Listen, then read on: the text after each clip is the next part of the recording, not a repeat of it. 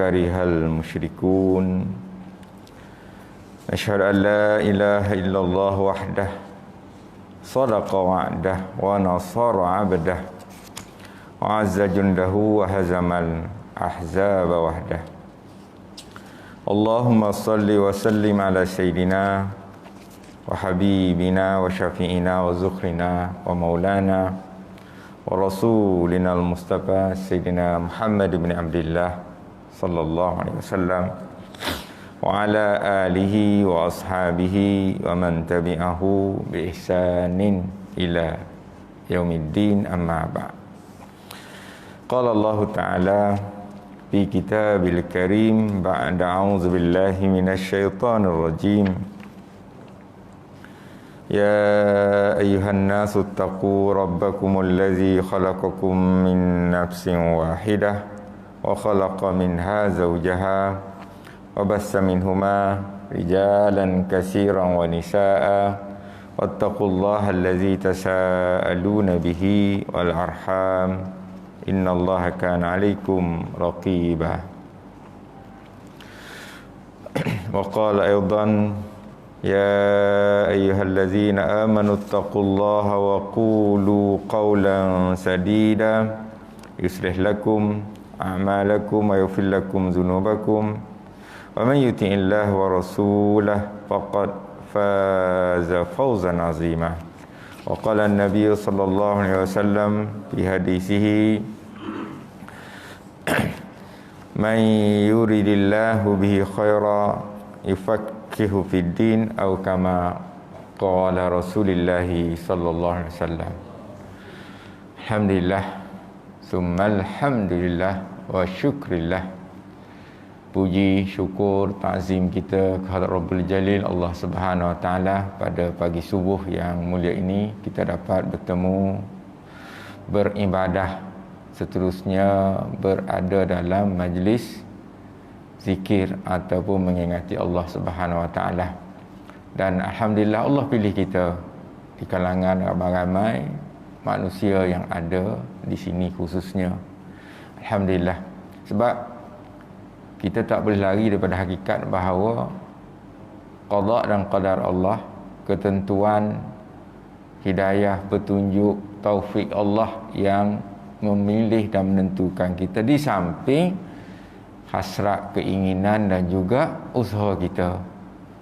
Kita boleh berusaha, tapi kalau Allah Subhanahu wa taala tidak menentukan terjadi ataupun berlaku peristiwa tersebut, ianya tidak berlaku ataupun tidak terjadi. Kadang-kadang ini juga kita kena pegang betul-betul. Sebab itu mungkin para jamaah pernah tengok ada satu video yang mungkin amat terkesan bagi saya lah. Kisah 10 orang jamaah tabligh daripada Malaysia yang hendak membuat dakwah ke Argentina. Bunyi apa semacamnya kan. Argentina ni bukannya dekat para jamaah di Amerika Selatan, ataupun kadang-kadang kita panggil Amerika Latin. Sebut Argentina ingat ke bola sepak lah kan. Kisahnya.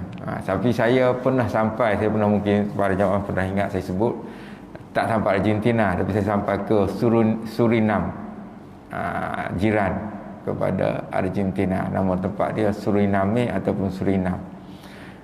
Di situ ada orang Islam yang agak ramai juga, iaitu mereka yang datang daripada Indonesia. Ahli-ahli keluarga Indonesia daripada Jawa waktu itu dibawa oleh Belanda sekitar tahun 1900. 1900 dahulu, 2 buah kapal. Satu kapal dikatakan berjumlah 1000 orang, 2 buah kapal hampir 2000 orang dibawa untuk bekerja ladang tebu dan keladang getah di Surinam. Surinam ni adalah tanah jajahan Indonesia, tanah jajahan Belanda, sama seperti Indonesia.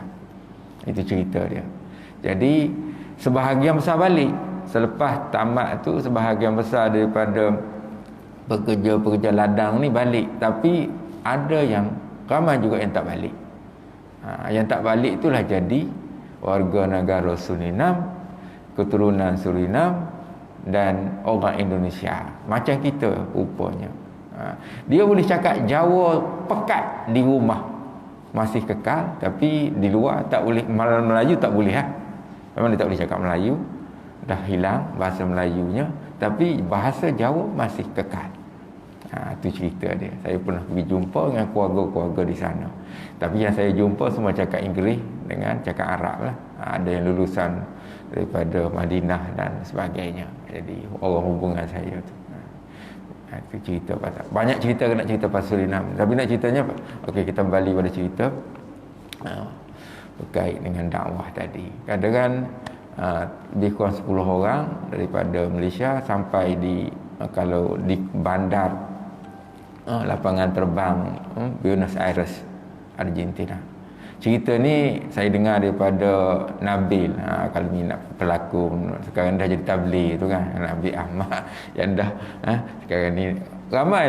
Saya tak tahu benda yang bukanlah pelik, tapi benda yang kita kena akui faktanya bahawa ramai pelakon-pelakon, penyanyi yang orang kata yang minat-minat, orang kata hiburan itu waktu dulu kan, kalau mereka nak menuruti minat ke agama, mereka ramai yang jadi jamaah tabligh. Itu kena hakikat, kita kena akui. Boleh sebut ramai namanya. Zul Yahya ke kan, kalau yang minat-minat tengok itu, ramai yang turut jalan tabligh. Sebab tak tahulah kena dengan jiwa mereka kot, dan tabligh ni memang agak orang kata ada impak dia atau kesan dia kan. Ini cerita ni daripada Nabi yang diceritakan dalam video tersebut. Okey.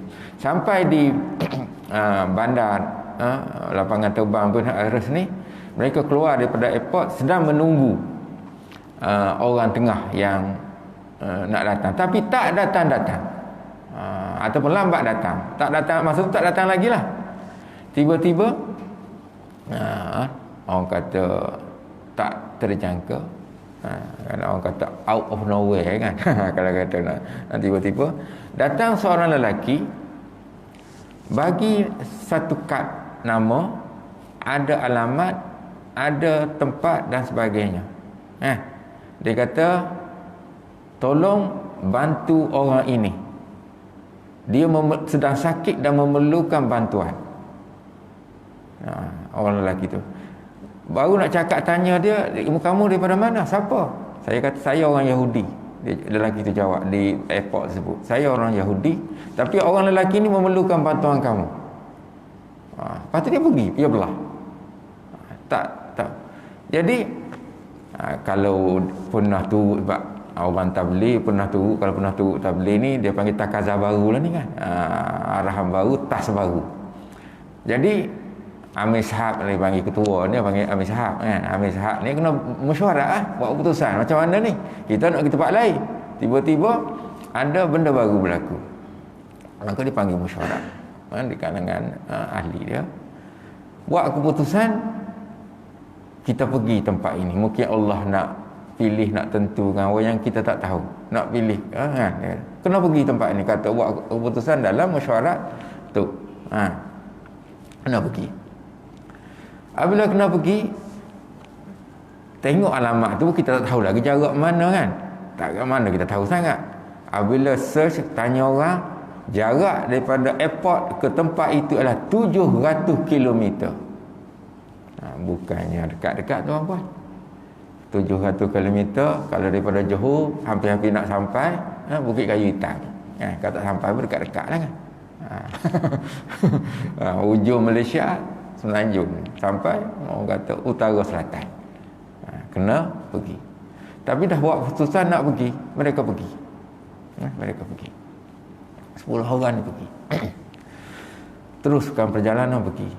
Akhirnya sampai di tempat yang dituju. Tanya orang, tanya, yalah bukan mudah lah, biasalah kan, cari ni tidak mudah. Tapi sampailah, sebab ada alamat, ada semua, boleh cari kan, jumpa. Akhirnya jumpa.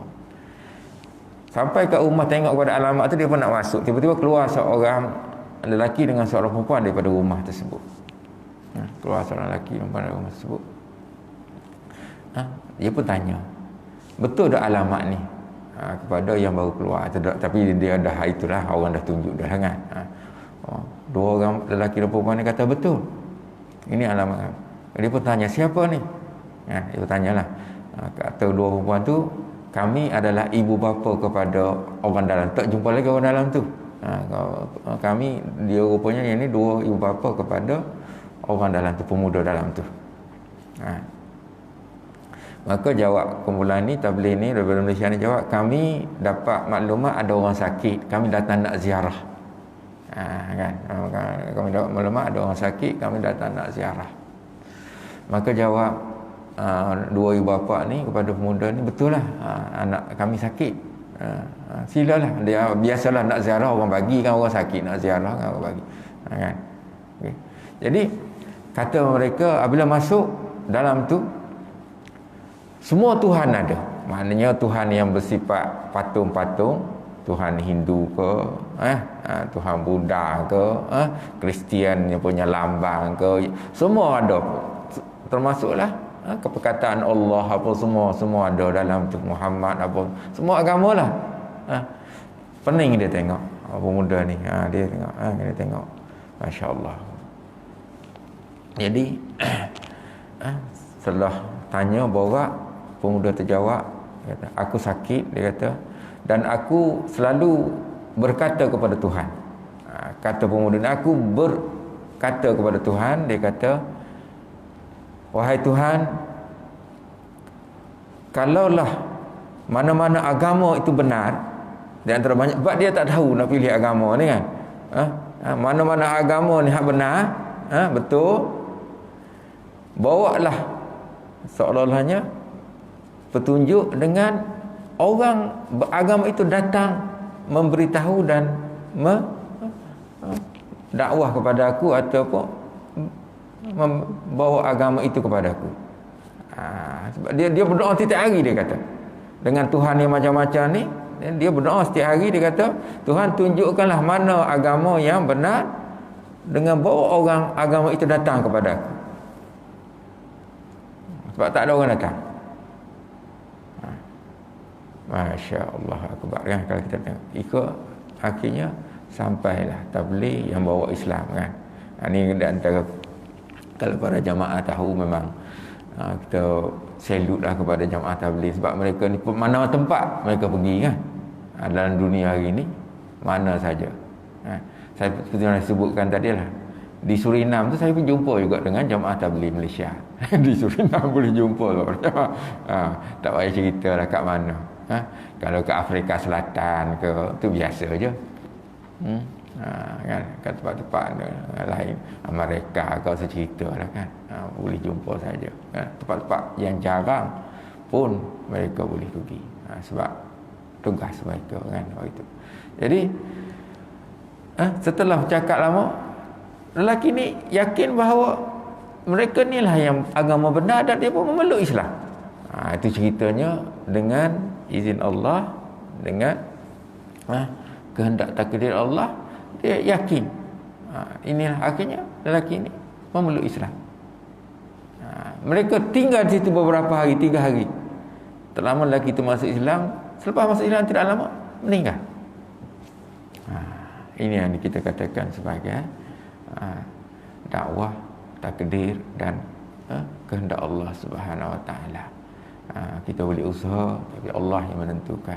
Jadi begitulah kita ni, kembali pada cerita kita, kadang-kadang kita buat apa yang termampu oleh kita, selebihnya kita serah kepada Allah Subhanahu Wa Taala. Jadi usaha kena buat, tapi kan tak buat tak jalan. Itu adalah ketentuannya begitu. Ikhtiar kena ada, tapi kita tidak boleh beriman dengan ikhtiar. Allah suruh kita berikhtiar, betul, bekerja berikhtiar, tapi jangan beriman dengan ikhtiar. Sebab kalau kita beriman dengan berikhtiar, kita akan kata apabila kita usaha betul-betul, pasti kita berjaya. Tak betul. Ada yang kita betul-betul 100% kata buat, belum tentu berjaya. Dan banyak pun pengajaran yang begitu berlaku. Kita tak boleh nafikan. Contohnya lah, kita temu kes macam mana. Ada dua orang lelaki ni sakit, dua orang sakit kan. Sakit sama, penyakit sama apa semua. Orang muda bukan setakat penyakit sama, dirawat di hospital yang sama, dirawat oleh doktor yang sama, guna ubat yang sama, sistem sama, semua sama. Boleh berlaku seorang hidup, seorang mati. Kenapa? Kalau kita tanya, kalau kita fikir secara ikhtiari kita, guna kaedah apabila dah semua sama, patutnya selamat sama lah. Betul tak? Itu kaedah dia. Kalau kita berpegang semata-mata kepada ikhtiar duniawi kita, tapi tidak. Apa yang berlaku? Seorang selamat, katakan si A hidup, si B meninggal. Kenapa? Ini yang kita kata di luar daripada ikhtiar kita. Ketentuan Allah ada lagi, pilihan Allah ada lagi. Walaupun begitu kena buat juga. Jadi kita tak boleh beriman dengan ikhtiar, walaupun kita diminta berusaha, berikhtiar, berdoa, bertawakal. Itu kerja kita. Alhamdulillah. Muslimin, muslimat, sidang jemaah tamu Allah yang dimuliakan, kita kembali kepada bacaan kita ataupun kitab kita. Kita sedang berbicara atau bercakap tentang fadilat, fadail, kelebihan, keutamaan amalan berzikir, dan kita telah pun sampai kepada bilangan ataupun penjelasan yang ke-25, iaitu yang disebutkan dalam kitab kita ini, Hidayatus Salikin ini, telah sampai kepada al-khamisatu wal-ishrun. Yang ke-25 dah sampai, dah selesai. Saya bacalah ulang balik nak cerita fadilat dan keutamaannya, iaitu disebutkan bahawa az-zikru, zikir itu banyak zikir. Kita tahu zikir ni bermacam-macam kaedah, cara, bentuk, sama ada dalam bentuk lisan, sama ada dalam bentuk orang kata hati, sama ada dalam bentuk kita punya perbuatan. Zikir juga kan. Tengok kejadian Allah, ingat akan kehebatan kuasa Allah. Zikir sebenarnya. Jangan duk tengok kekuasaan. Sebaliknya, kadang-kadang kita tengok orang, kita kata oh hebat dia, kita tak naik ke atas lagi hebatnya pencipta dia, Allah ya, kan, menciptakan orang itu ataupun individu itu, kan. Tidak berhenti setakat oh hebat dia, tidak. Kan pastinya yang lebih tinggi itu lebih hebat. Jadi kita berhenti pada tajuk az-zikru afdalu minal haji wal jihad wal ribat was sadaqah wa kullu amalin ma adal faraid. Okey, itu kita berhenti itu. Kita sambung pada yang ke-26, as-sadisatu wal ishrun, yang ke-26, iaitu apa benda? Kelebihan zikir yang ke-26 ini disebutkan oleh tok syekh kita ini. Dia kata innallaha subhanahu wa ta'ala yu'tihi aktsara ma yu'ti sa'ilin wa illam yas'alhu. Allahu akbar. Kalau kita baca maknanya, masya-Allah, lebih sangat ataupun terlalu hebat amalan berzikir ataupun fadilat. Apa maksud dia? Artinya bahawasanya Allah Subhanahu wa taala memberi akan orang yang berzikir, Allah kurnia, Allah anugerah, Allah hadiah kepada orang yang berzikir itu yang terlebih banyak. Aksar ni lebih kasih banyak, aksar lebih banyak. Itu bahasa Arab, ya. Yang terlebih banyak daripadanya barang yang memberi ia akan orang yang meminta. Kalau kita minta RM10, Allah bagi RM20, itu maksudnya.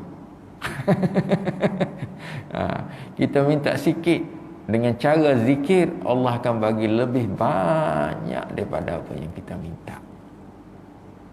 Kita cerita bab minta-minta ni memang kita faham sangatlah. Beza kita minta dengan manusiawi, manusia, dengan minta dengan Allah Subhanahu Wa Taala. Kita tahu semua kan. Minta dengan manusia sekali mungkin ya, 2 kali boleh tahan-tahan lagi. Masuk 3 kali dia marah dah kat kita, engkau tak ada kerja lain, minta je kan. Betul. Itu hakikat manusiawi. Kita tahu manusia jangan terlebih minta daripada dia. Kan akan berlaku kemarahan dia. Kan. Tapi beza dengan Allah Subhanahu Wa Taala, kan. Allah suka orang minta pada dia. Orang tak minta tu yang Allah dia anggap orang tak minta ni sombonglah, senang kan. Ego kan. Lagi banyak kita minta, lagi Allah suka. Tiap-tiap hari, pagi, petang, siang, malam minta pun Allah suka kepada orang yang meminta. Itu beza dia. Jadi mintalah kepada Allah sebanyak mungkin, macam-macam perkara. Dan bukan setakat dalam cerita kita, dalam bacaan kita ni minta apa yang kita nak, tapi Allah sebut kamu minta sedikit, aku bagi lebih. Tapi seperti mana kita fahamlah, konsep ini dia ada hubungan dengan syarat-syarat dan juga jenis-jenis permintaan dan juga bentuk-bentuk pemakbulan permintaan kita. Kita tu jangan duk baca satu orang kata satu baris saja ataupun on surface saja, atas permukaan sutahiyah saja. Bukan. Kita mungkin selalu kita sebut macam mana Allah makbulkan doa dan permintaan kita. Tak sama. Kadang-kadang Allah bagi direct, alhamdulillah. Kadang-kadang Allah tukar, dia tangguhkan, maknanya dia tak bagi direct. Engkau minta hari ni, dia tak bagi hari ni, mungkin dia bagi sebulan lagi, 2 tahun lagi, 2 tahun lagi, dia tangguh sebab tak ikut syarat.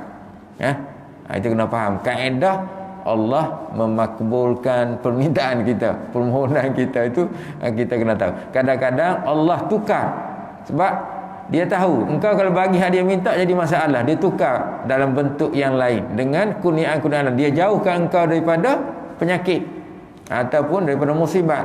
Engkau minta nak kaya, dia tak bagi kaya, tapi dia bagi anak-anak engkau bahagia, anak-anak engkau berjaya, macam-macam saya boleh cerita. Itu adalah Allah boleh buat. Dia tak sama. Jangan kita kata kita minta A dapat A, tidak. Sebab saya kata cara pemakbulan ataupun penerimaan permintaan kita oleh Allah itu, jangan kita fikir macam kita minta normal. Minta nak kereta dapat kereta. Minta nak rumah dapat rumah, tidak. Tak semestinya. Belum lagi saya cerita Allah sengaja tangguh di akhirat nanti. Itu lagi tinggi kedudukannya. Sengaja Allah tangguhkan. Allah perkenankan, tapi dia tangguh di hari akhirat nanti yang lebih tinggi, yang lebih mulia, lebih agung nilai dan kedudukannya. Jangan. Jadi kita kena faham proses. Jadi kita terima walaupun kita nampak macam belum sampai ataupun belum makbul pada pandangan kita, kan? Sebab saya mungkin direct buat perbandingan. Katakanlah kalau kita minta kita nak kaya, betul kan? Minta nak kaya, alhamdulillah lah, minta nak kaya tak ada masalah kan. Tapi kadang-kadang Allah tak bagi kaya, tapi Allah bagi sihat, kita alhamdulillah. Mana nak kaya dengan sihat? Kalau Allah bagi kita kaya tapi tak sihat, duduk, maaf sebut mungkin bedridden, duduk atas katil, apa faedah? Mana penting? Tak, saya tak nak tukar, baik sihat jauh, boleh sihat pergi sana, walaupun makan lebih kurang, ada rezeki sikit-sikit kan, tak ada masalah apa. Tak. Kalau kita nak buat perbandingan, sebab itu kita terimalah apa yang Allah bagi itu dengan hati yang redha. InsyaAllah itu ada kebaikan. Ada para jamaah mungkin juga ini cerita pasal, ada satu cerita lagi, cerita banyak kan. Kadang-kadang baca dalam orang hantar tu boleh juga ambil pengajaran kan. Dalam WhatsApp orang hantar kan. Cerita ni dikatakan berlaku di zaman Nabi Musa alaihi salam. Cerita pasal orang kaya orang miskin pun. Zaman Nabi Musa AS ada satu pasangan suami isteri amat miskin. Pasangan suami isteri amat miskin. Maka suatu hari si isteri ini berkata kepada si suami, ya bang, wahai bang, pergilah jumpa Nabi Musa alaihissalam, mohon agar Allah perkenankan doa kita jadi kaya. Kita minta melalui Nabi Musa, agar Nabi Musa minta doa kepada Allah agar kita jadi kaya. Itu dia punya permintaan. Semoga-moga Allah jadikan kaya. Maka si suami ni pun pergilah jumpa dengan Nabi Musa alaihissalam. Nabi Musa kan kita sebut istilahnya dia ni kalimullah. Kalimullah. Apa maksud kalimullah? Nabi Musa ini kan boleh berkata-kata atau bercakap dengan Allah Subhanahu Wa Taala. Quran pun iktiraf. Tapi janganlah duk tanya macam mana berkata-kata Nabi Musa dan cara bercakap Nabi Musa dengan Allah. Tapi Allah sebut wa kallamallahu Musa taklima. Wa kallamallahu Musa taklima. Dan Nabi, kalau kata Allah, Nabi Musa bercakap ataupun berhubung dengan Allah secara taklima. Kalau kita ambil masuk ayat Quran tersebut. Okay. Tak lama Nabi Musa kata, aku bolehlah mohon kepada Allah, yang tak ada masalah lah kan, nak minta macam saya sebut tadi, permintaan kita boleh minta aja Allah. Kata Nabi Musa, boleh saja aku akan mohon kepada Allah seperti mana hasratmu. Maka Nabi Musa pun berdoa mohon kepada Allah, berkata-kata lah kalau kita nak sebut kalimah yang saya sebutkan tadi. Setelah selesai berdoa, tak lama dapat jawapan daripada Allah kepada pasangan ini, kepada suami yang datang ni. Kata Nabi Musa panggil dia, ya Allah akan memperkenankan doa permintaan kamu. Kehendak kamu Allah akan berkenan. Dia kata ada, tak ada masalah, Allah akan berkenankan. Cuma Allah bagi syarat. Allah bagi syarat. Apa dia Allah bagi syarat? Allah kata Allah akan kayakan kamu, perkenankan permintaan kamu jadi kaya, tetapi hanya dalam masa setahun saja. Lepas tu kau balik miskin macam asal balik.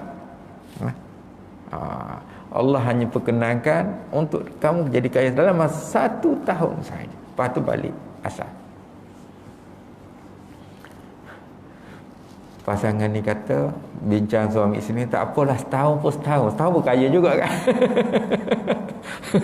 Setahun pun kaya juga. Okeylah, setahun lah. Terima. Allah nak perkenankan jadi kaya setahun. Okay. Mereka balik, tidak lama, seperti biasa, izin Allah, ketentuan Allah, rezeki mereka datang melimpah ruah. Macam kita dah baca ayat 1000 dinar tu kan. Wa yarzuqhu min haitsu la yahtasib. Allah beri rezeki, tapi depan tu Allah sebut wa may yattaqillah. Tak habis kita baca itulah, rezeki dapat. Melimpah ruah datang rezeki. Penuh. Jadilah dia tidak lama kaya. Tapi alhamdulillah, dalam cerita ini suami isteri bincang punya. Suami isteri ni berkata masing-masing, isteri kata suami kata isteri, bang ataupun kita ni disebutkan akan kaya setahun saja. Oleh kerana itu kita tak payah nak simpanlah rezeki yang Allah bagi kepada kita ni. Kita kaya kita ni oleh kerana setahun, kita tak payah mikir nak menyimpan, nak menimbul harta, tidak. Apa yang kita terima Allah bagi, kita bagi balik pada orang. Kita sedekah balik semua. Dia buat putusan macam tu. Dapat aja dia bagi. Dia tak ada simpan apa. Habis. Allah bagi kepada dia bagi kepada orang balik. Allah bagi kepada dia Allah. Tapi dia cukup gembira dengan kerja yang dia buat. Dia rasa bersyukur, amat gembira. Hidupnya berubah jadi gembira dengan penuh kegembiraan. Tapi tugasnya banyak mengagih-agihkan rezeki yang Allah bagi pada dia. Berlalu masa setahun, bukannya lama kan. Kita tahun ni dah masuk 2022, sekejap je aku rasa. Baru PKP dah masuk 2 tahun lebih dah kan. Baru rasa PKP. Itulah duniawi kita, masa taqarubuz zaman. Lalu kita sebut kan. Di antara alamat al-qiyamah ni, masa tu berlalu dengan begitu cepat. Taqarub. Dekat je. Sekejap. Selalu kita sebut kan. Kalau pasal setahun macam sebulan, sebulan macam seminggu, seminggu macam sehari, macam 1 second aja. Sehari dah rupanya. Itu adalah berlalunya waktu dan masa kita. Habis 1 tahun. Lelaki ni pun tak sedar habis setahun. Biasalah kalau kita seronokkan setahun tu cepat. Bagi kita yang hidup dengan orang kata penuh kegembiraan dalam keluarga, sebulan sehari itu tak ada apa, masa berlalu sekejap. Habis tahun, dia pun tak sedar habis tahun. Dia ingat kau baru sebulan. Tak ada. Cuma yang perasannya, dia pun tak perasan masa kan, tak tanda apa tak. Satu hari Nabi Musa tengok kan, aku rasa dah lebih daripada setahun, tapi masih kaya dia. Allah janji 1 tahun, tapi dia masih lagi kaya seperti biasa. Sehingga Nabi Musa pun kembali bertanya kepada Allah Subhanahu Wa Taala, bercakap kepada Allah balik, ya Allah, seingat aku kamu berjanji bahawa pasangan ini hanya akan kaya setahun sahaja, lepas tu akan balik asal, tapi dah setahun lebih seingat aku. Jawab Allah, betul, dah setahun lebih dah, tapi masih kaya. Kenapa masih kaya? Ini jawapan Allah Subhanahu Wa Taala. Ya Allah, memang asalnya janji setahun dan nak tarik setahun, tapi dia lebih pemurah daripada apa yang aku kata. Kita sebut kita ni Allah pemurah kan, Allah bagi apa, tapi dia juga pemurah sama seperti yang Allah pemurah, walaupun tak sama kan pemurahnya itu. Jadi kata Allah, aku malu nak tarik orang yang pemurah macam ni. Itu jawapannya. Allah malu nak tarik kekayaan rezeki kepada orang yang amat pemurah ini. Jadi Allah kekalkan. Allah boleh ubah kan, tadi takdir tadi kan, Allah boleh ubah walaupun janji.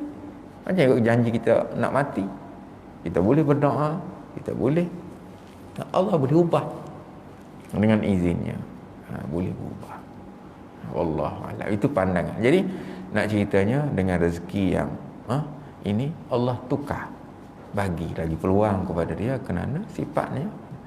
Memang Allah akan Maha Pemurah. Jadi apabila ada orang yang pemurah, Allah akan rasa malu untuk tarik daripada yang Allah nak tariknya orangnya tak berapa nak pemurah inilah. Itu cerita dari sudutnya. Okay? Muslimin sidang jemaah. Jadi kita baca sikit lagi ni kan. Allah sebut bahawa disebutkan dalam Quran, dalam Fadail ini bahawa bahawasanya Allah Subhanahu Wa Taala memberi akan orang yang berzikir itu yang terlebih banyak daripada barang yang memberi ia akan orang yang meminta.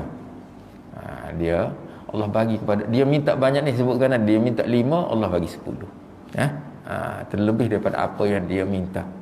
Dan ni bawah tu lagilah disebutkan bahawa wa illam yas'alhu, dan jika ia tidak meminta sekalipun, Allah bagi hak kita tak minta. Ni jarang lah. Biasanya kita minta, Allah bagi hak kita minta tu, alhamdulillah kita rasa cukup bahagia. Tapi Allah kata dia akan bagi hatta apa yang kita tak minta pun. Tak boleh nak fikir kita kan. Bagi apa yang kita tak minta. Ini yang luar biasa.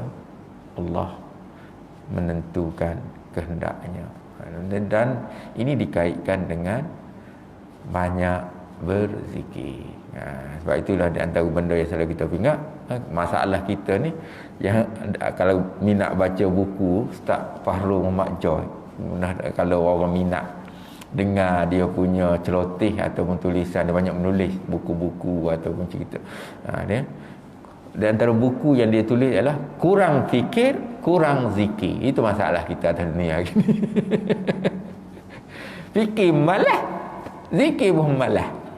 Kurang fikir, kurang zikir. Kalau kita tukar, insya-Allah jadi baik. Banyak fikir, banyak zikir. Dan kita tak nafikan zikir ni boleh buat di dalam keadaan yang bermacam-macam. Naik motor boleh zikir, naik kereta boleh zikir. Kita je malah. Kalau saya kayu basikal, ni nak kayu basikal. Kayu basikal pun boleh zikir. Bukannya ada buat apa masa kayu kan? Subhanallah, subhanallah, la ilaha illallah kan. Boleh je. tapi sebab malas ataupun buat benda lain, duk mikir benda lain dengan muzik ke ataupun macam-macam lah duk buat kita ni kan. Ataupun tak buat apa-apa, teman fikir kayuh tak jadi apa sebenarnya. Masa tu tak ada, sejam berlalu, 2 jam berlalu juga kan. Sama je. Tapi kalau kita tukar kepada zikir Allahu Akbar, banyaknya pahala dan ganjaran kan. Sambil-sambil buat benda di dapur bagi ibu-ibu kan boleh juga kan, kau masalah tak ada, dia tak ganggu. Berhenti kat tangan kita duduk siaikan ke, potong sayur ke, tumbuk sambal ke, berhenti ke dengan kita kata subhanallah, tak berhenti kan. Tapi kenapa mulut kita tak boleh sebut? Masalah ke? Tak ada masalah apa, dia tak ganggu apa. Tapi itulah tadi ya, sebab kita punya tabiat tak diajar dengan berzikir. Itu masalah kita. Dia tak ganggu apa, sebab dia tidak mengganggu, kecuali bila saya siaikan tiba-tiba tak boleh nak sebut zikir. Tu kena berhenti, kena siaikan betul lah. Tak ada. Siaikan pun boleh, pasal kereta pun boleh. Dia tidak mengganggu. Kalau nak mengaji betul lah, kalau kita tak apa tak boleh lah, betul lah tu. Nak mengaji kena buka lah sebab kita pun tak hafal. Tapi boleh ya ngaji hak kita ingat. Takkan tak ingat langsung. Qul huwallah kan. 3 kali qul huwallah tak dulu. Sama dengan baca satu Quran. Baca qul huwallah 3 kali. Apa masalah? Itu adalah benda-benda yang kita sendiri kadang-kadang buat kisah. Sebab kita pun tak ambil berat. Maka berlalu waktu dan masa begitu sahaja tanpa kita ambil kesempatan. Ini yang ulama-ulama dulu, salafus soleh dulu minta kita jaga itu dia. Jadi perkara ini saya sambung lagi sebentar, 7:30 saya berhenti.